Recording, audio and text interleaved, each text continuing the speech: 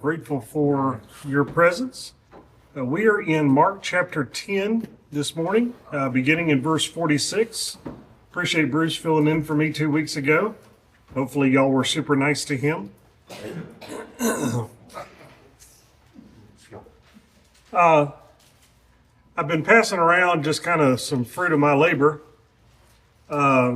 One of them is the novel that I told you I had been working on for about 2.5 years off and on, and finally finished. And I will have copies in hand. Tuesday is when they arrive. But I had I had one copy rushed to me just so I could actually hold it and see what it looked like. It's called The CEO. And the other one, so I don't know how many of you are familiar with there's a series of kids' books called Who Was George Washington, Who Was Thomas Jefferson, Who Was Daniel Boone, insert famous person here. And they're all about 100 pages, written on a grade school level. My girls have loved them. There's like over 200 in the series, and being a huge history buff and wanting to, in an evil way, craft my children in my image, I have bought dozens and dozens and dozens of those books for them. They've checked others out of the library. They've loved them. There's also books, not just on people, but events. What was World War I? What was the Gettysburg Address? What was the Battle of the Alamo? Anyway, I had the idea end of last year let me back up. 2 years ago, I had the idea of writing these types of books on major figures in church history, but just couldn't quite figure out what kind of format I wanted it to take. Well, fast forward to the end of this past year in December, and decided to try my hand at writing a series called What is the Book of, insert book of the Bible here. And so I did Ecclesiastes and Ruth, and my girls loved them, and decided to go ahead and write Joshua, Judges, Esther, Exodus, Leviticus, Daniel, Revelation, and 1 Samuel. And so we've got 10 of those books out. But doing that format helped me figure out the format I wanted to do for these figures in church history. Some of you know the name Alexander Campbell, and I wrote a book because I don't think there's anything out there for kids on Alexander Campbell, and there should be. I want my girls to know who he was, and so you're more than welcome to take a look at those two books that I got in the mail this past week. So, all right, Mark chapter 10, beginning in verse 46. So we are noticing that in the story of Mark, do you feel as if the ball is rolling faster and faster and faster towards a particular event?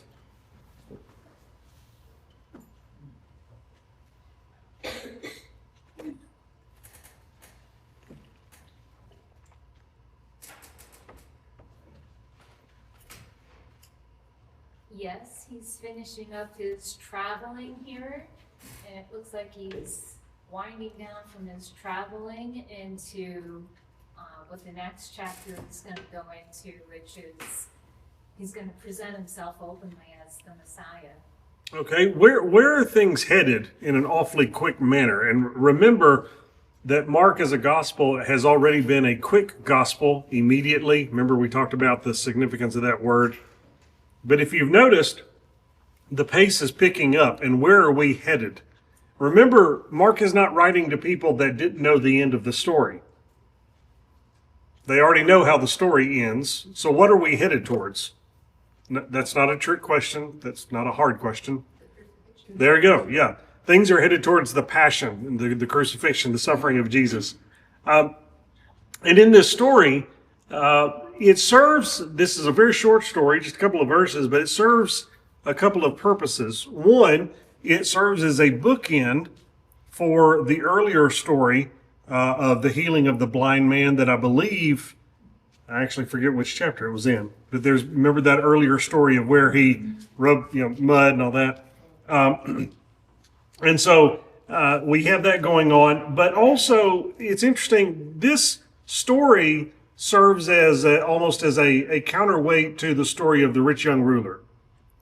There's a callback here to the story that y'all would have looked at 2 weeks ago with James and John asking for privileged positions in the kingdom.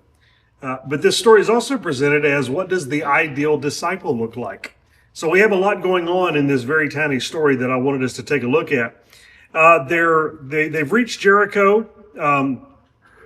Jews in that day always did a detour around Samaria. If you look at a map, you've got the region of Galilee, and you got Samaria, and then you got the Jerusalem area, and they always went a detour around. And so that took them through Jericho. Now, to tell you how much they hated the Samaritans, the climb up from Jericho to Jerusalem, you'd always read in the Bible that they went down to Jericho from Jerusalem. Well, that's not an exaggeration. It's a climb of about 3,500 feet over 20 miles. And when you're walking that is grueling. I think backpacking, the most I've done is about 2,000 miles, or excuse me, 2,000 miles. I've done about 2,000 feet of elevation gain over a 5-mile area, but I mean, that's backpacking. I know what I'm getting into. If you're just traveling by foot, 3,500 elevation gain over 20 miles is still pretty tough. Jericho is actually the oldest continuously inhabited city on earth, as far as we have been able to tell from archaeological records. Herod the Great had an elaborate palace complex that was built there. But it's interesting, Mark has no interest in the grandeur of this city. He is interested in a blind man. And I want you to notice also, this is the only person that I can find in Mark's gospel where, in fact, I think it's actually the only person in all of the synoptic gospels. I think this is the only person in all of the synoptic gospels that is healed by Jesus and we know their name. Mary Magdalene, she had a demon cast out, so maybe not count her, but it's interesting that we are told this man's name. His name is Bartimaeus, which means son of Timaeus. Timaeus means honor, but this is a blind man literally sitting on the side of the road. So let's take a look at what the text says, and then we will have some comments and questions. They came to Jericho, and he was leaving Jericho with his disciples and a large crowd. Bartimaeus, the son of Timaeus, a blind beggar, was sitting by the road. So notice that phrase there, by the road. When he heard that it was Jesus of Nazareth, he began to cry out, "Jesus, son of David, have mercy on me." Does anyone find that call, that statement, odd? If so, why? He seems to know who that is. Okay. Specifically, what part of that phrase stands out to you? Jesus, son of. Well, yeah, he's been told this is Jesus of Nazareth that's coming through, but how does he refer to him? Hey, it's Jesus of Nazareth. So why does he call out Jesus? Does that strike anybody?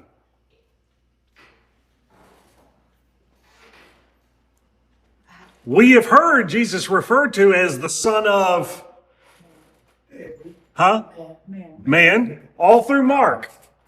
It's the only time in Mark's gospel he's called the son of David. He knows he's part of the inheritance of the king, I guess. To me, this is really, really, really significant that he's calling out to him in this way. So we're going to come back to that, but I want you to notice that. It's the only time in Mark's gospel Jesus is called the son of David. Many wanted him to keep quiet, but he was crying out all the more, "Have mercy on me, son of David." Jesus stopped and said, "Call him." And so they called the blind man and said to him, "Have courage, get up, he's calling you. He's calling for you." And he threw off his coat, jumped up, and came to Jesus. And then Jesus answered him, "What do you want me to do for you?" "Rabboni," the blind man said to him, "I want to see." Jesus said to him, Go, your faith has saved you." Immediately he could see and began to follow Jesus on the road. Now, let's back up and talk about some of the details in this particular story. Mark notes that he is sitting by the roadside. This is the same Greek phrase that was used in the parable of the sower for the seed that falls along the path and is snatched away. I think this detail is significant. Bartimaeus is beside the way, but he's not on it. He is marginalized. He's an outsider. He's positioned where the word cannot bear fruit. But by the end of the story, everything will change. So it's almost as if he's reflecting, or he's an example of some of the seed that fell upon the hard packed earth earlier in Mark's gospel. But that's not how he responds. He hears that he's passing by. He doesn't just call him out to him as if Jesus is a famous teacher or a miracle worker. He cries out, Jesus, son of David. Again, the only time in Mark's gospel that anyone addresses Jesus as the son of David. This is a title that is, I would say the title son of man is loaded with messianic expectation, but son of David even more so. I don't know that there is a title that is fuller of messianic expectation than this one. And this points all the way back to the story in 2 Samuel chapter 7, where God promised David that he would establish an eternal throne of David's offspring. And because of that, faithful Israelites for a long time had been awaiting the Davidic king that would come and restore Israel's glory. And so by the first century, the title of son of David carried strong nationalistic and militaristic overtones.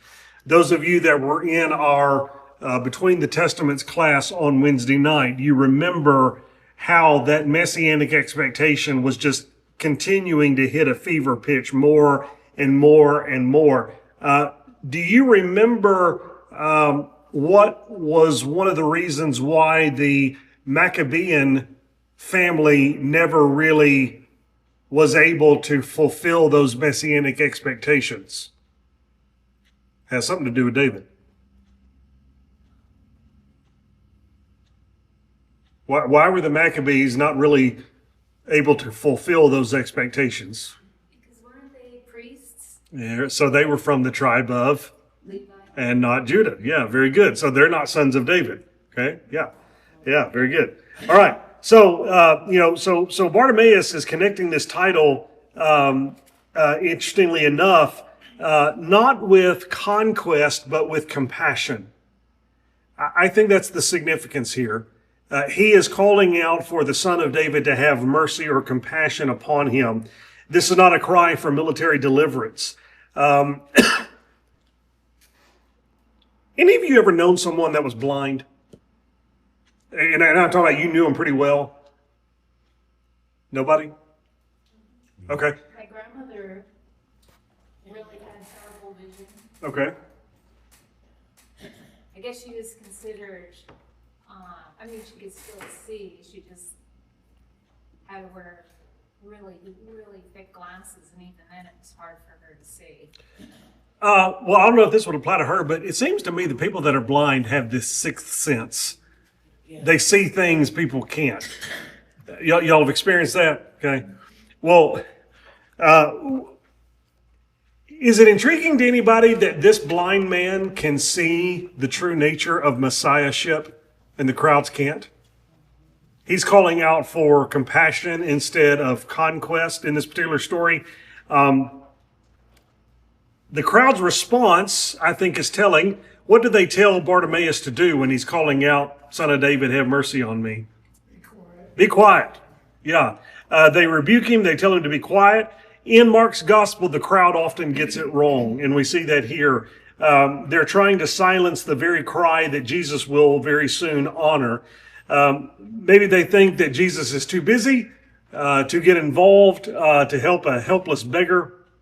Maybe they're embarrassed by the messianic title being shouted in public. Who knows what the Romans will do if they hear that. Maybe they just want to hurry up and get to their destination. Whatever their motive, though, they are functioning as an obstacle between Bartimaeus and Jesus. And yet notice, Bartimaeus will not be silent. In in that, I see a beautiful picture of the fact that the kingdom of heaven is for people that are desperate, not for people that are necessarily well-mannered. Okay? He will not be silent.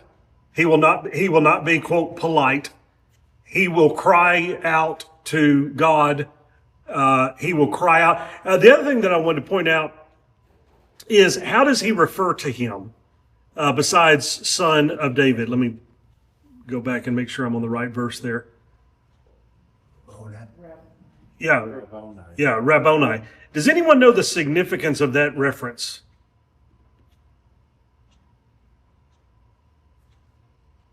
What did it mean? Teacher? Okay. It meant teacher, but how was it different from rabbi? You have rabbi and then Rabboni, or other way. It can also be pronounced Rabboni. Depends on which version you're using. I'm sorry? Depends on which version you're using. Mine says rabbi. Really? Okay, so in the Greek, it's not rabbi. Okay. It's not rabbi. It's Rabboni. Wasn't it? Rabboni. Are you using the NIV? Yeah. Mine says rabbi. NIV. Let's just, everybody on three, let's boo. 1, 2, 3, boo. And, no, kidding. I'm kidding. Converted in the NIV, so there's that. Yeah. Well, you're only half a Christian. No, we used to joke the NIV stood for non-inspired version. It's a joke. I consult the NIV from time to time. I'm just having some fun. So so that's interesting. It uses rabbi. I use this Rabboni. Rabboni. Which one do you have? And it says it's my great one. Okay. And while I'm looking at New King James, Okay. New King James. What do you have? Mine doesn't even use rabbi, let alone. What does it say? It just it says when This would be in verse 51, I think. 51. Yeah. Oh, he says rabbi. Yeah, it does say rabbi here. Okay, rabbi. So the word that he uses, it's also it also occurs in John 20 verse 16 when Mary Magdalene recognizes Jesus in the garden after the resurrection. And from what I could find in the Jewish literature of the period, the term was rarely used to address humans. It was more commonly used in prayer to address God. The title suggests the depth of Bartimaeus' reverence and faith. He believes Jesus can do only what God can do. So you said, Lynn, that your translation said it. Sorry? the great one. The great one. Okay, yeah. So technically it meant teacher, but this is what I love about studying the original languages. We understand there are words in English that have a particular tone or vibe or feel that a non-native English speaker wouldn't necessarily pick up on. Okay, there are words that the definition may be innocuous, but they have a negative vibe or feel. I would say the word charity is a word that has a little bit of a negative connotation. In other words, I don't want your charity. Okay. Whereas in 1611, when the King James translators were translating the Bible, charity was the highest expression of love they could come up with in 1 Corinthians 13. Anyway, I find it interesting that the word had that particular feel. But I want you to notice also, let's go back. On There we go. the Amplified, it says great master. Okay, yeah. My point is, again, he's using a word that was hardly ever used of a human being, of a human teacher, and was more used in reference of God in some form. And so no one would have, they referred to human rabbis, with human teachers as rabbi, but I don't know that hardly anyone would have used this term to refer to just a normal mortal. And of course, Bartimaeus believes something about Jesus that is altogether different. But notice again, he calls out again, "Have mercy on me, son of David." And Jesus says, "Call him." They said, get up, he's calling you. Notice he threw off his coat, he jumped up, and he came to Jesus. Notice the speed with which he responds in this particular passage. And Jesus asked him, what do you want me to do for you? Now, that question, what do you want me to do for you, does that remind you of a recent story?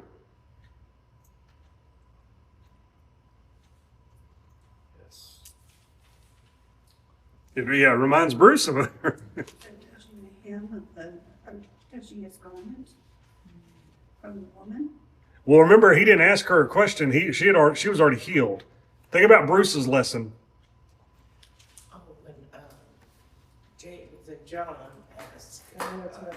Yeah. There you go. So James and John, they have a request, and Jesus is like, what do you want me to do for you? And what was their request? He set me beside him. Beside one on the right, one on the left. Yeah. We want positions of power and influence and privilege in your kingdom. Did Jesus respond well? Sure! What was his response like? Do you remember? You don't know what you're asking. You don't know what you're asking. Yeah. Did you sense a little bit of disappointment in Jesus when he responded that way? Yeah. It's like you've been with me this whole time and you're not getting it. And here's a blind man and a beggar on the side of the road. Remember, on the side of the road, he's supposed to reflect this type of person where the seed of the word just never is able to take root. The outcast of society. The people, if we're a first century Jew from our perspective, a person that isn't close to the kingdom. Remember in John 9, there's another blind man, and the apostles use him as a opportunity to ask Jesus the question, who sinned, him or his parents, that he was born blind? There's this blind man and he's a beggar, and remember the times and how people thought.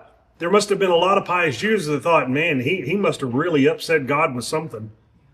No, I wonder what he did. And yet Mark is presenting him as someone who gets it in a way that others, what do you want me to do for you? And his response could not be any more different than what James and John requested. He's not asking for honor or privilege. Just heal me. Fix me. Where did he get this understanding from? That's a great question. Holy Spirit. I mean, he wasn't dwelling with him, but he revealed the truth. Yeah. I want us to sit with the significance of this compare and contrast. The story of James and John, and then the story of Bartimaeus coming on the heels of, one coming on the heels of the other. It's meant to be a deliberate contrast by Mark. He wants us to see the contrast. He wants us to see this, He wants us to see the similarity of the question, what do you want me to do for you? He wants us to marvel at the difference in the response. Put us in privileged positions in your kingdom. Jesus says to him, go, your faith has healed you. And the word translated healed in the Greek can also mean saved. Your faith has saved you. And I believe the double meaning is intentional. Bartimaeus receives both physical healing and spiritual salvation. His faith has brought him into the power and the presence of the kingdom. And notice that his sight is restored. What does Jesus tell him to do after the healing? Go your way. Okay, yeah. Jesus is... Do what? Oh. No, nothing. No, Jesus is giving him permission or freedom to return to his former life and do whatever he wishes. And yet, what is Bartimaeus' response? Goes on with Jesus. He follows him, okay? He knows that the road leads uphill. He knows that the road is, on some level, he's got to know that the road leads to Jesus' death, to his suffering. This is the final healing in Mark's gospel, and it serves as more than a miracle story. It functions as a portrait of authentic discipleship positioned at the climax of a long section devoted to that theme. Since the healing of the blind man at Bethsaida in chapter 8, Jesus has been trying to open his disciples' eyes to the nature of his mission and the cost of following him. 3 times he has predicted his suffering, death, and resurrection. 3 times the disciples have responded with misunderstanding and self-interest. And now at the end of this section, that is the end of chapter 10, a blind beggar demonstrates everything the disciples have failed to grasp. Okay?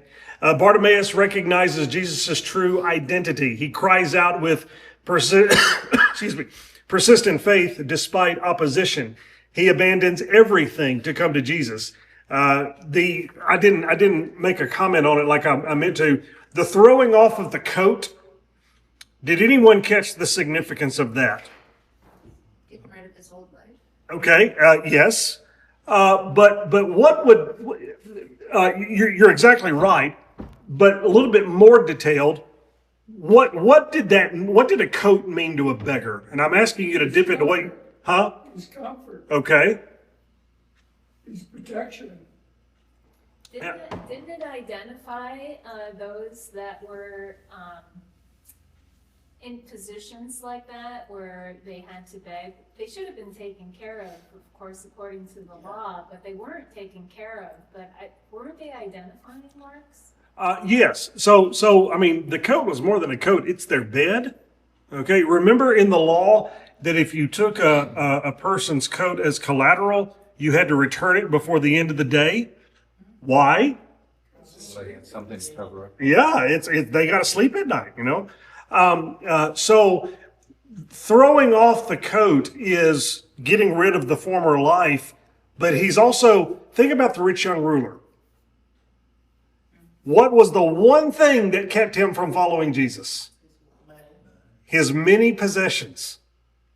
And Bartimaeus is like, I've only got one thing and I'm ready to shed it if it means running after the master and possibly being healed. I've always sort of wondered about him. Was he always blind? How did he know Jesus, the son of David? Obviously, he listened to son-in-law. Was he not always blind? Could he have read it earlier in the scriptures? But I always sort of wondered about that. Well, remember, we're in an oral society at this point. Not a lot of people could actually read, believe it or not, okay? But he would have heard the stories. He would have heard messianic teaching. His faith comes from somewhere. Somehow, because of the influence of the Holy Spirit, as Glenn mentioned, he has come to believe that Jesus is the Messiah, the promised one, the Christ, the Son of David. And he's crying out desperately for help. This is his chance. And he's willing to follow Jesus instead of just be healed and then move on with his life. He understands more about who Jesus is than the disciples do. Yeah.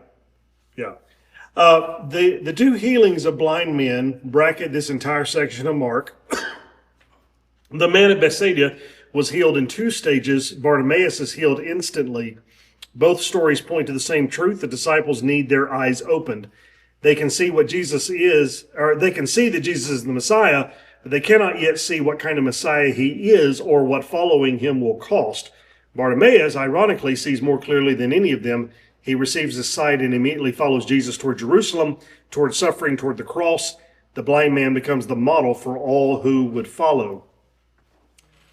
Why, before we dip into application and questions, why do you think Bartimaeus, or this blind man, is named for us in this story? I think there's 2 reasons.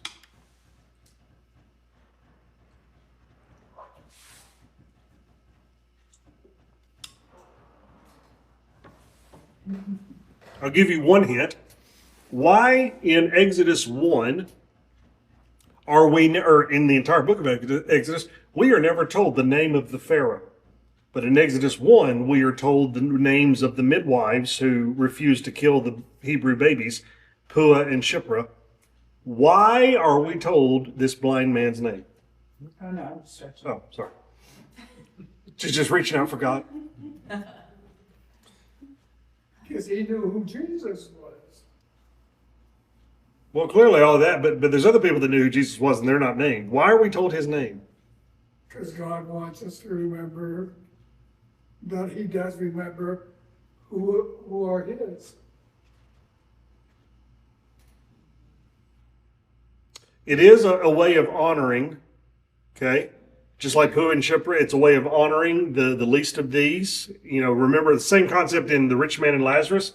Rich man in that parable in Luke 16 is not named, but Lazarus is. But why would Mark,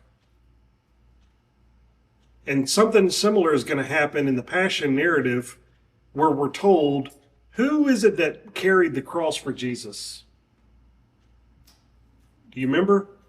The name of the man from Cyrene who carried Jesus' cross. Simon's? And if you remember, what else are we told? Who else are named in that story?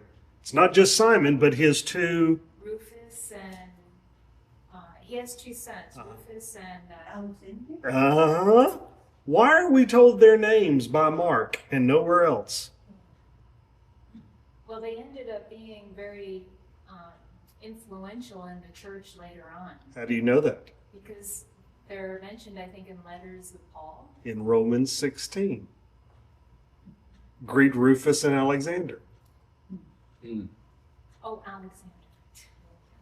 So, it's speculated that Bartimaeus became known in the early church.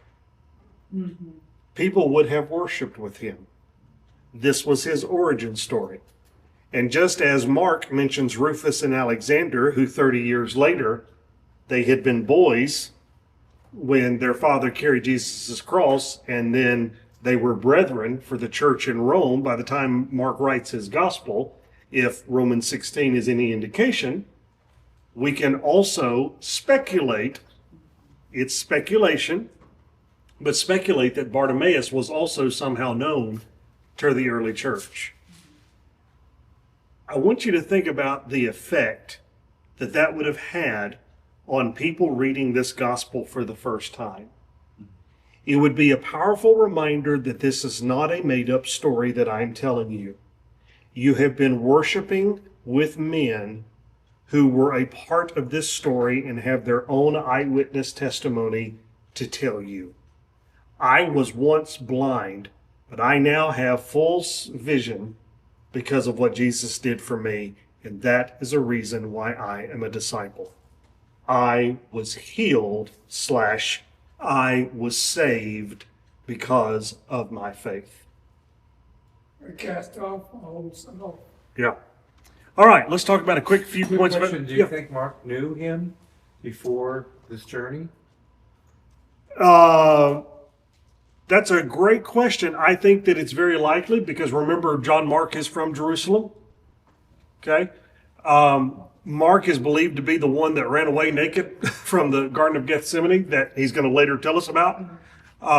Remember, it is his mother's house where the church is gathered praying for Peter to be released from prison. And there's a knock on the door and a girl goes to open the door and there is Peter and they all think he's a ghost. It's like, honey, you've been praying for this. Why are you shocked? Yeah. Well, we didn't think God was going to actually. So I think it's very possible that John Mark had known Bartimaeus, knew Bartimaeus if he's still living at the time that the gospel was written. Yeah. So one other quick point, I think we were talking about this a couple weeks ago. It's interesting here that Jesus would ask the question, what do you want to know from me? Stuff. So it's like he already knows what the man's needs are. And the primary focus is not, to me, is not the blind person, but his disciples. Mhm. This is another lesson for them. Yes. And we were talking about this too, about how the frustration that he must have felt, not only that he was going to go to Jerusalem and have to go through all this pain and agony, but that his disciples still, after 3 years, still weren't getting what he was trying to teach to them. Yeah. Which is, that must have really weighed on him because he was about ready to leave this earth, and it's like what he was leaving was just disarray. Mm-hmm. And I've thought a lot about that, Bruce, of why it was so hard for the disciples to get what was really going on. And the best answer I have been able to come up with for myself is that it is a testament to how hard it is to overcome deep-seated prejudices and preconceptions and expectations that you have formed in your head that may not be accurate. If we can be hard on them, but if we look at our own lives, we form expectations for people that are nearly impossible to break. We form prejudices, we form preconceived ideas that are nearly impossible to break. And I think that these 12 men, one of them is going to fall out of the 12 and kill himself because he just can't let go of the fact that Jesus is supposed to be a military deliverer. And Peter is going to wield a sword with the same expectation. Even the remaining 11, Jesus is going to be about to send into heaven in Acts 1, and they're still going to ask him, is now when you're going to establish your kingdom and toss the Romans out. It's not until after the ascension that they're like, well, okay then, maybe this is going to go a little differently. Yeah. All right, real quickly, let's talk about some points of application, then we'll wrap up. Number one, desperation is a better qualification than dignity. Sometimes, too many times in church world, we think that there needs to be a dignified, respectable air and polished prayers, and this is the proper way to approach God. And Bartimaeus exemplifies this attitude of desperation. Look, I need Jesus to heal me, and I'm willing to do whatever is necessary. I'm not going to be dignified about it. Desperation is something that Jesus responds positively to, and I think that this is a great story that represents that. Number two, what you ask for reveals what you truly value. This is what you were touching on just now, Bruce. What you ask for reveals what you truly value. If Jesus asked you today what you wanted from him, would your answer reveal ambition or dependence? Would you ask for influence, comfort, or recognition? Or would you ask for the one thing every disciple needs most, eyes to see Jesus clearly and follow him faithfully? And again, there is a reason why Mark juxtaposes these two stories at the end of chapter 10, James and John asking for privileged positions versus Bartimaeus simply asking, I want to see. Number three, you cannot follow Jesus and cling to your former life. I think there is significance in the detail that he throws off his cloak, and he is willing to completely get rid of his former life. The rich man had everything, yet he could not let go. Following Jesus requires leaving something behind. For some, it is financial security. For others, it is reputation, comfort, or the familiar identity that comes from old habits and former ways of living. The cloak on the roadside is different for every disciple, but the principle is the same. You cannot jump to your feet and come to Jesus while clutching what keeps you sitting in the dust. And then finally, number four, faith that does not lead to following is not saving faith. Jesus told Bartimaeus to go, a word of release, giving the healed man freedom to return home, resume his life, and go wherever he pleased. Bartimaeus chose to follow Jesus on the way. The phrase matters. At the beginning of the story, he sat by the roadside, beside the way, marginalized and excluded.